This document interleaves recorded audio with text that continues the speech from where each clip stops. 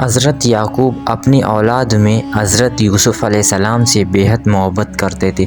یہ بات برادران یوسف کے لیے بے حد شاق اور ناقابل برداشت تھی اور وہ ہر وقت اس فکر میں لگے رہتے تھے حضرت یعقوب علیہ السلام کے دل سے اس کی محبت نکال ڈالیں یا پھر یوسف ہی کو راستے سے ہٹا دیں تاکہ قصہ ہی پاک ہو جائے۔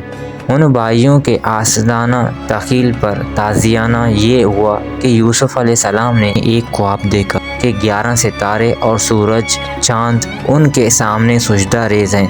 یعقوب علیہ السلام نے جب یہ خواب سنا تو سختی کے ساتھ یوسف علیہ السلام کو منع کر دیا کہ اپنا یہ خواب کسی سے بیان نہ کریں، ایسا نہ ہو کہ تیرے بھائی تیرے ساتھ برائی سے پیش آئیں، اور تیرے خواب کی تعبیر بہت صاف ہے۔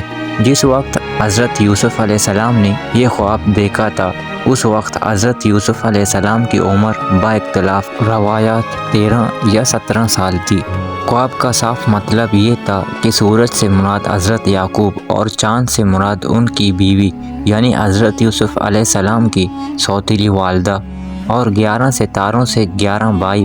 بعض روایتوں سے معلوم ہوتا ہے کہ شمس سے مراد والدہ اور قمر سے والد مراد ہیں۔